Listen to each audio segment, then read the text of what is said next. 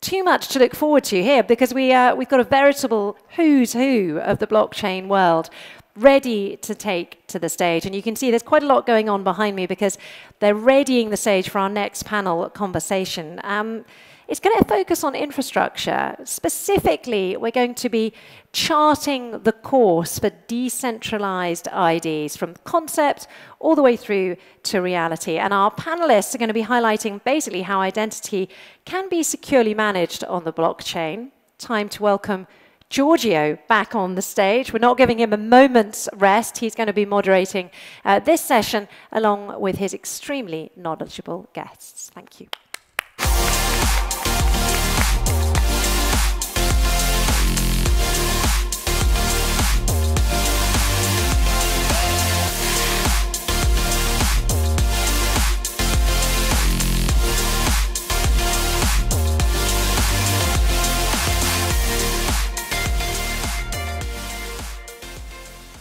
Good morning again. Welcome, guests. Maybe to break the ice, why don't we do a quick introduction? Hi, everybody. I'm Lance Byrd. I'm software developer for the Global Legal Entity Identifier Foundation. Happy to be here talking about cryptographic verifiability and identity. Hi, my name's Phillip. I'm president of Oobit. Oobit is very simply Apple Pay for crypto. So you download the wallet and KYC and spend your crypto anywhere, any Visa, MasterCard around the world. And we're backed by Tether. I'm Jiang from CertiK. I'm serving as a chief business officer. CertiK is a largest security service provider for the Web3. And thank you for Cardano for inviting us here. Thank you. Thank you, Jason. Why don't we start with you? What do you think are the biggest hurdles for blockchain identity to take off? Great question. I think there are multiple layers for implementing the deeds for the crypto industry. Starting from the regulation side, whether you have the dilemma whether the deeds can be accepted by the regulations and used by the law enforcement. Second level will be adoptability. Meaning that we see Polygon ID, we see WorkCoin, we see quite a few projects running at different ecosystems, and how the data can be shared among each other, and whether the users can be using this, and do they have to set up their own identity at different projects for different ecosystems?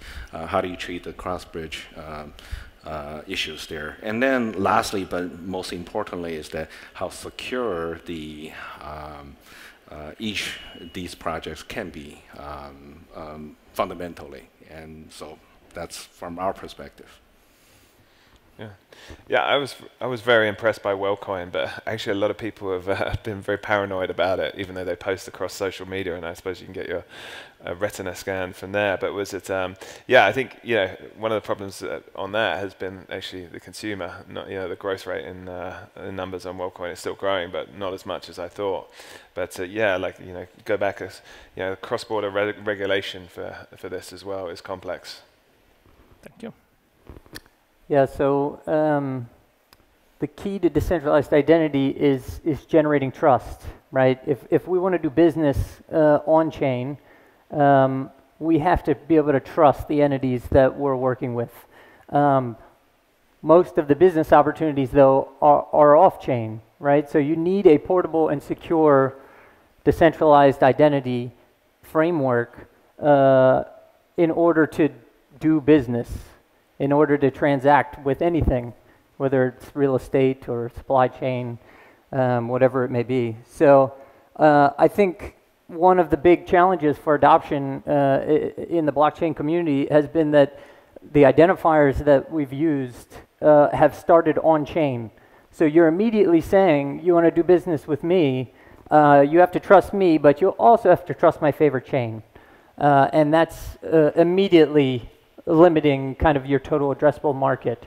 So the key is we want to expand the total addressable market, right, to essentially be global. And in that case, you need decentralized identifiers that are portable and secure. And that's that's what the carry protocol essentially defines. And those identifiers can be carried between chains onto Cardano. And essentially, that's what Glyph and the VLEI have used and adopted in order to handle cross-border, cross-platform, cross-chain business use cases, making the total addressable market global. I think that's the key. We are all well traveled, so one question I have for you guys is what are the regional differences you have observed with emerging markets? You come from the US. Maybe you can start. Yeah, sure. Yeah. I'm from the US. Obviously, we know about kind of the difficulties over the last few years in terms of like cryptocurrency regulations. But identity is different, right? It's not cryptocurrency based. And everybody knows that with better digital identity, business, will flow much more easily, right? Supply chains, global, across chains. We just want to be able to transact, right? We want to know the party that we're dealing with, and we want to be able to trust the transactions that boil down to kind of digital signatures and all these things that we need to use. And so Glyph is a global identity network. It was established by the G20 in response to the 2008 financial crisis. Essentially, how do you make banks transparent in terms of parent bank, subsidiary banks, and kind of what risk is that network of banks taking on? Right, that was one of the big problems in 2008. And so, Glyph established by the G20 and is essentially across 65, regulated financial markets, has oversight from 50 countries. And so, it truly is global identity. We do see quite a bit of activity right now in the European Union, which is very exciting. We have a pilot effort that's going on there. Maybe I'll talk about it more. And also you can see within the European Union kind of the EIDIS effort, which is going to span, kind of long-term identity efforts there. And so the question becomes, how is Cardano going to be able to transact in that regulatory environment? Phillip? Yeah, like for us, we're in a high growth mode at the moment. We've gone from 0 to about 1 million users in 2 months. Our target is 10 million by the middle of next year. So we're onboarding all of these people. Europe's been fantastic. The neutrality of the identities, the regulation there. So for trends, we'd love to see better systems in emerging markets for Africa, and so we can expand there as well. But trend, I think for me, it's the consumer. Having more trusted companies that they can go on and do things like what with WorldCoin did. So, you see any regional differences in the approach of governments or institutions or people or? Yeah, I think we're finding our way at the moment, so maybe I can pass that one over. Jason? Thank you. For us, we are quite a work operation, so we're seeing quite a bit of a difference between the government reactions to the decentralized ID technology from Asia to Europe to US. I think especially in Asia, the government are more cautious about it. For instance, Singapore is investigating some incidences where those IDs are sold to the malicious actors within this space, and Korea and Japan are also doing some fundamental government works regarding the deeds as well. And China is this just doesn't fly at this point. Versus where in Europe and US there's quite a bit of acceptance of it. We think this decentralized ID technology is empowering the Web3 So we really welcome the technology, and we want to work with the technology providers to make this Web3 more secure. Let's stay with you, Jason. CertiK is it's famous for every layer 1 or blockchain project that wants to be serious as a CertiK stamp of approval, right? How are you advising projects, or what's your view on project using decentralized identity to further enhance security? I want to take WorldCoin as an example. Back in last year, let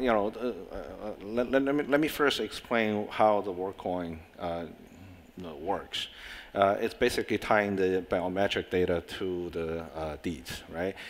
So what it does is that last year we identified a vulnerability within that project that essentially allows the malicious actors to bypass their WorldCoin's security protocols to become an operator of the machine. And then, if that really got exposed, then you can imagine that a lot of the false data can be infiltrated into their systems. So we think that again, this is a new technology. It's a good technology, and it's an enabler for the Web3. But we really need to work together from all layers of their operations to make it more secure and more trustable to enable the mass adoption. Okay. Phillip, any insight from your work, maybe using stable coins, KYC, any insight from Oobit? Yeah, like we're using SumSub, and I've got to say it's been very good, on the KYC. Yeah, customers want, simplistic, quick experience. The quicker you can onboard them, for us, and they can start spending, the better. Obviously, there's payment solutions out there with no KYC, but was it basically, that's not a long business. We want to be in a long business. We want to have a big user base. So I think fast. I think having a decentralized idea and having a value attached to that, like that. Going back to WorldCoin, I like that. Having some economics in the trade for everybody. You should have that, and I think it's hopefully this really expands. And it'll be great for customer businesses that want to expand fast. Having one pool, where we can go a lot faster, and the customer have a value in their own, identity. So I think more businesses like that to start growing would be great. Lance, anything to add on security and trust, or? Yeah, sure, lots. The ability to establish trust is it's important for organizations to be able to express their identity the way that they already are doing, right? So a company has a CEO, they have a board, regulators, and they need to be able to express that kind of across their identifiers and across their verifiable credentials. And establishing that, that ability to, for instance, delegate to contractors, employees, certain tasks.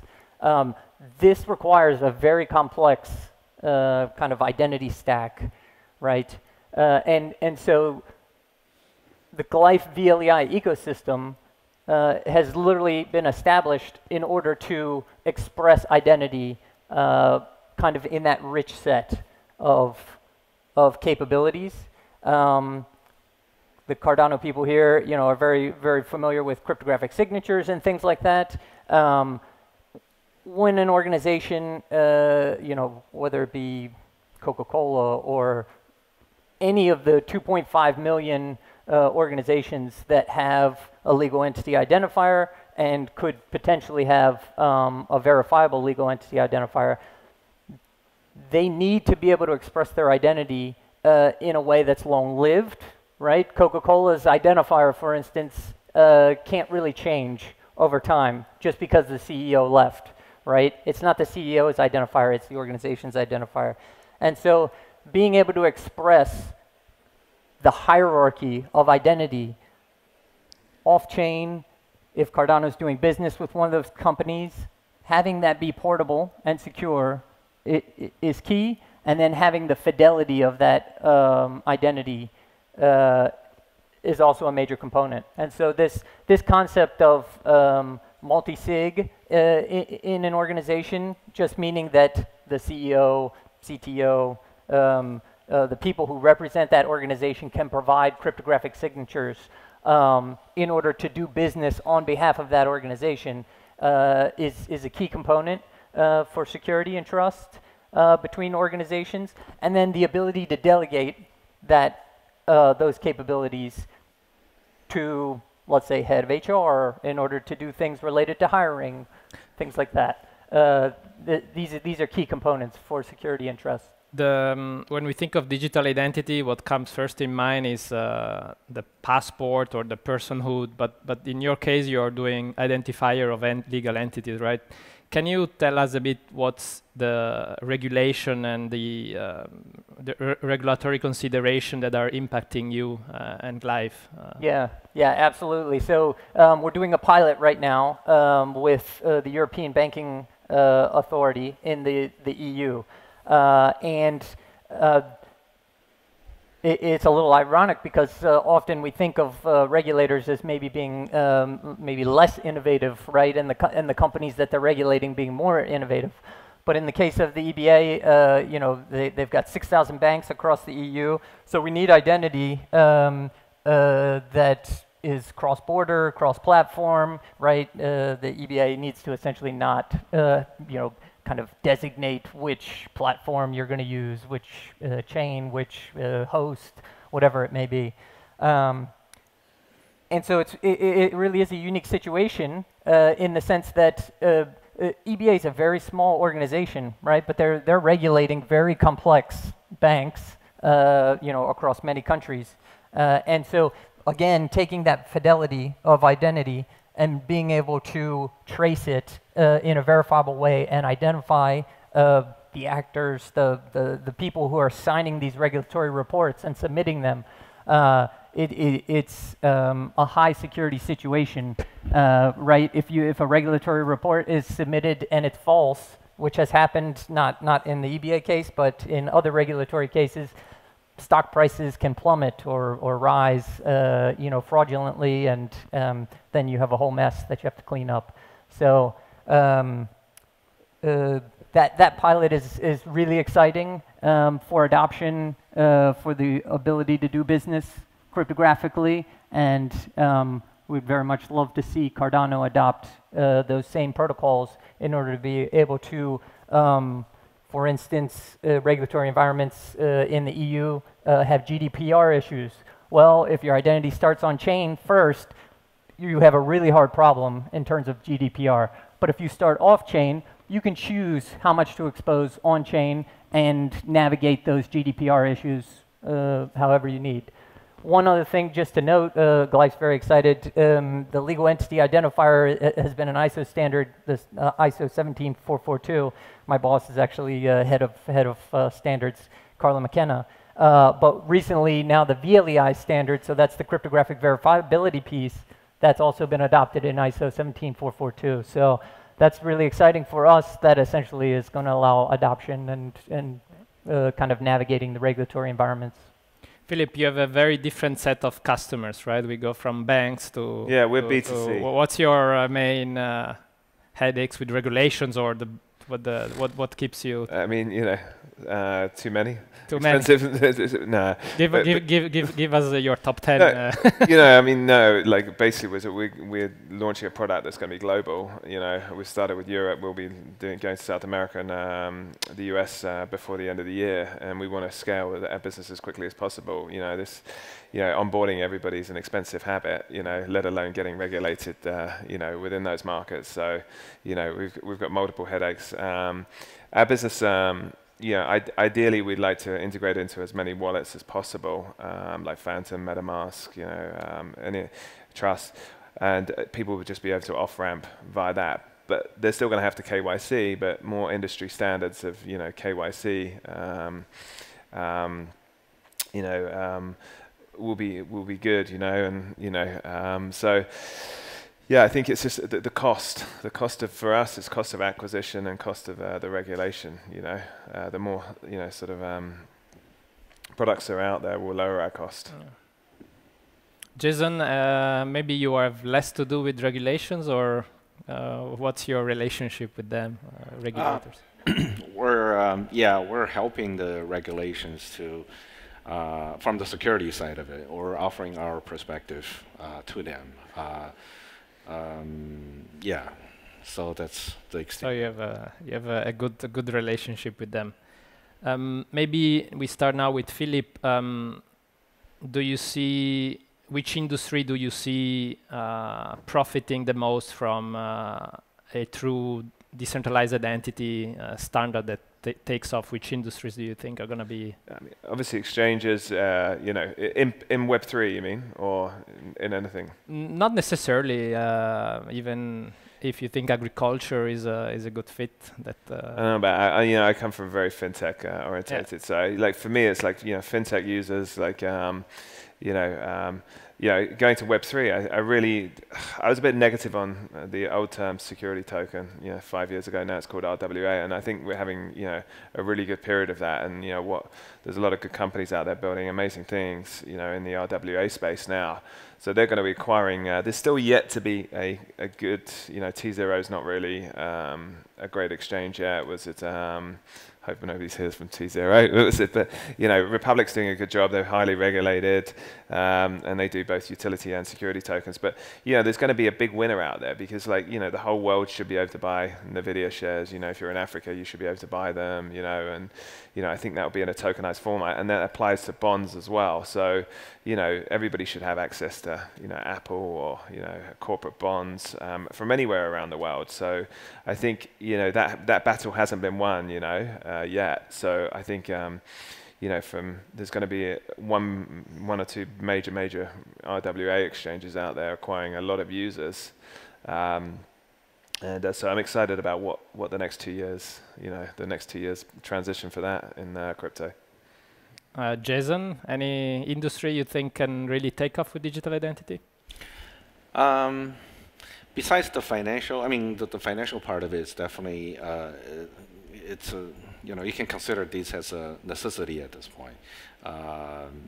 Besides that, there are like a health sectors, where, you know, personal fitness data, whatever that requires a higher security measures can be benefited to it. That's our take. Lance, what's your perspective? Yeah, I think we see customers already in the supply chain industry, right, being able to identify products as they flow through a supply chain. I just recently heard Charles talking about, you know, 4th generation blockchains need strong identity in order to solve problems like land rights. As soon as you want to, you know, purchase a piece of land or establish land rights, you need to know who owns, you know, what piece of land, right? That it's an identity problem immediately. So what you find is identity spans everything that has to do with business. Right? Every digital transaction requires some amount of trust. And being able to kind of choose that trust, you know, purchasing a home requires a massive amount of identity. But, you know, purchasing a candy bar, you know, not so much. So you really need to be able to essentially expose the part of your identity that you need in order to finish the transaction. So yeah, I like the any financial regulatory use case, any, you know, real estate use case, supply chain. I see all of those. I also just want to give a shout out to the Catalyst community because there's lots of builders out there in the Cardano Catalyst community who you know, have just a wide-ranging set of industries that they're working in. And yeah, we just hear all the time of the identity verification needs that they have. And so I think just massive impact coming out of that community for Cardano and beyond, being able to step into kind of all of the legacy industries that exist outside the blockchain. Actually, I've got one. I mean, like on identities. Obviously, we're in the middle of an election right now. You know, there's the ultimate identity use case. So somebody hopefully could, you know, disrupt that space in US and many other countries. You know, that you take you get rewarded to provide your identity and your digital identity. That would be a good use case. Yeah, I always thought that. Voting is the end monster for digital identity. Everything private yet auditable. This should be our end goal. Yeah. And maybe I wonder why that's not encouraged. More than 2 people to vote for, right? And looking forward, like in many Web3 areas, there's a fight between centralized systems. I'm thinking Apple ID or Android wallet or some more centralized state kind of database and more a Web3 approach, decentralized. Are you bullish for the next 5-10 years for a world with decentralized identities, and how do we get there? I'm very bullish because what you're talking about are platforms that have massive adoption, but the question is, how do we transact between them? We need protocols that can do that. The carry ecosystem protocols have essentially defined that.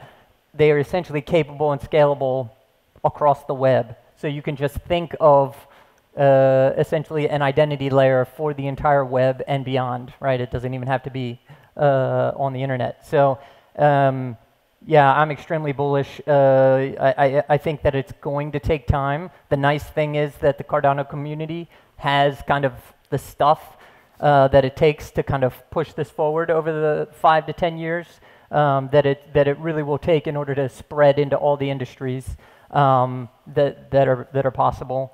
Yeah, it's just really exciting. We all know that it's a marathon, not a sprint. Thank you. Yeah, very bullish. I think but having a piece of monetization into that structure for your digital identity will encourage a lot more adoption. So. Yeah, we're a big fan of deeds as well, but we also think that some kind of hardware security modules with the implementation of that together with the deeds can make this space even more safer, especially for high-stake applications. But the future is very bright in our opinion as well. Thank you so much, guys. I think we are running out of time. Let's give them a round of applause for our guests. And, if you have any question, you catch up around. Yeah. Great, thank you all. Thank you.